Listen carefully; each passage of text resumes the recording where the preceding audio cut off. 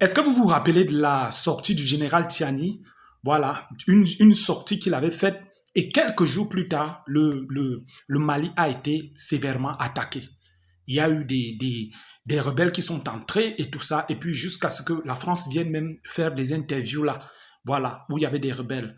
Alors, il publie encore, en fait, il dénonce encore, il donne encore un certain nombre d'informations. Et dans les informations qu'il donne, la Côte d'Ivoire est encore citée.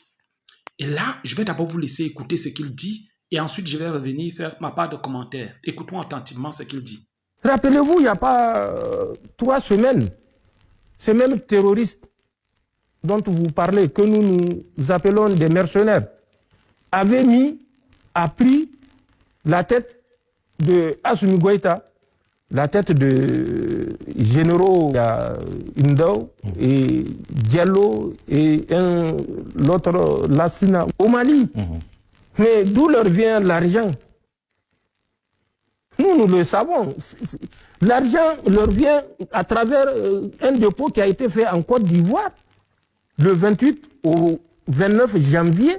C'est un cargo qui transportait des fonds, qui a fait un atterrissage forcé dans un pays de l'Afrique de l'Ouest que je ne citerai pas, et qui transportait des dizaines de milliards. On connaît le montant exact.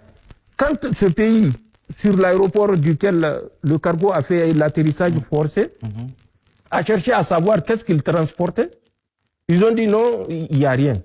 Ils ont dit bon, vous convenez avec nous comme il n'y a rien, nous allons fouiller le cargo. Et c'est là où ils ont dit non, ils ne peuvent pas leur permettre de fouiller le cargo. Ils ont dit, ce n'est pas votre autorisation qu'on demande, on va fouiller le cargo. Et c'est là où, maintenant, ils ont reconnu que c'est des fonds qu'ils transportaient. Et ces fonds qu'ils transportaient là, avaient pour destination un pays qu'ils ont voulu incriminer. Bon, les autorités du pays où l'avion a fait cet atterrissage forcé ont dit bon, vous ne verrez aucun inconvénient, donc on appelle le pays destinataire pour lui demander si il reconnaît effectivement un convoyage de fonds. Le pays contacté a dit non, il n'attend aucun franc de la BCEAO. Ouais. Maintenant, c'est là où ils ont changé de pays pour dire bon, on va en Côte d'Ivoire. Et c'est Abidjan notre destination. Donc, il faut écouter, il faut vous renseigner pour ne pas vous limiter à la peinture qui couvre. Il faut gratter pour savoir ce qui se cache en dessous de cette peinture-là. Et c'est ça le drame. Nos gens aiment trop se limiter au superficiel. Nous voyons ceux qui nous attaquent ou qui attaquent la Confédération. C'est parce qu'ils sont superficiels. Pour tout être humain qui a encore un reste de dignité, un reste d'humain, il ne peut nous condamner. Il ne peut condamner notre démarche. Donc, que les Nigériens se posent des questions, je suis surpris. Parce que ça fait la énième intervention que je fais. Je me dis qu'ils ont eu suffisamment d'éléments d'appréciation et pour que, comme c'est des êtres humains, qu'ils utilisent cette faculté que Allah subhanahu wa ta'ala a placée dans leur tête pour analyser les événements et réfléchir surtout. D'accord. Donc, justement, les attaques vont se répéter.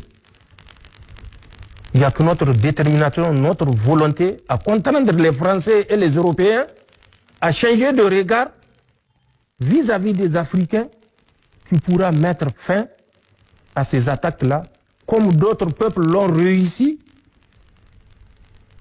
en Asie, à côté de nous, en Algérie. Vous croyez que les Algériens se sont couchés pour attendre la clémence des Français? Les Algériens se sont battus. Mais je suis surpris que les gens pensent que la liberté s'obtient en se couchant sur le lit. Ouais. La liberté, c'est des sacrifices. Et des sacrifices sans limite. La souveraineté, c'est des sacrifices. Et c'est des sacrifices sans limite.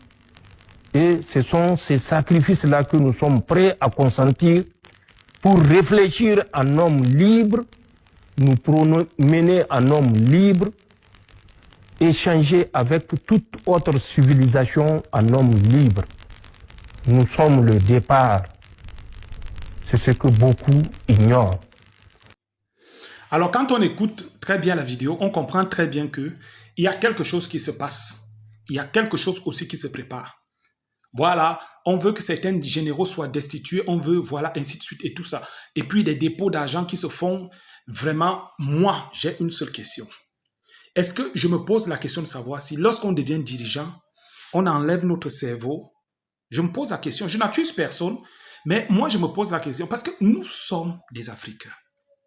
Et je me pose la question de savoir comment est-ce que deux pays frères peuvent être en conflit, peuvent arriver au niveau, je ne sais pas, le conflit est ouvert. Tout le monde sait que ça ne donne pas.